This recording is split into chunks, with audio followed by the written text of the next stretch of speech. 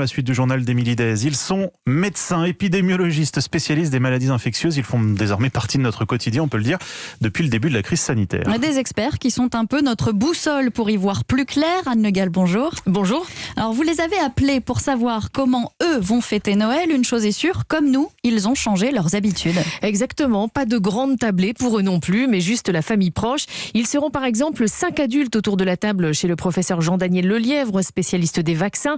7 convives ce soir chez le docteur Martin Blachier pour le réveillon. Attention, c'est 6. Et oui, mais alors le réveillon se passera cette année chez lui sans le grand-père de 85 ans. Ils le joindront par téléphone. Et dans la famille du professeur Gilles Pialou, chef du service des maladies infectieuses à l'hôpital Tenon, les grands-enfants ont dû limiter les sorties depuis quelques jours et obligation de se faire tester.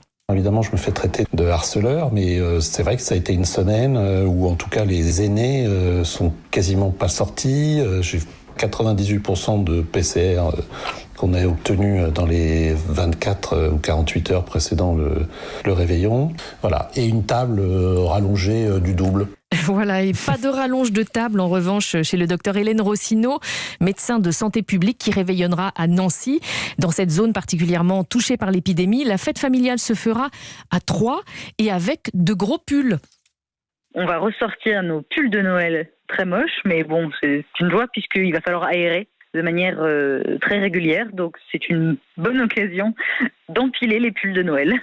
Voilà, aérer 10 minutes toutes les heures, ça permet de diminuer le risque de contamination par 5, rappelle le docteur Martin Blachier, qui nous conseille aussi de ne pas rester trop longtemps à table sans masque. Chez lui, le repas de Noël, ce sera 1h30, grand maximum. Alors Anne, le masque, on le porte en famille ou pas ? Alors, le plus possible oui. dans la journée, mais tous ces médecins le reconnaissent. À table, c'est compliqué. Alors, ce qui compte surtout cette année, c'est d'oublier les chants de Noël et les sujets polémiques au moment des repas. Le docteur Rossineau nous rappelle pourquoi.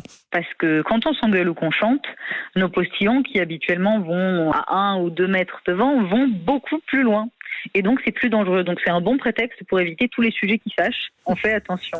On fait attention et tout ça, c'est pour la bonne cause, car nos comportements pèseront pour la suite. Si l'on est prudent, il pourrait y avoir 3500 patients en réanimation fin janvier.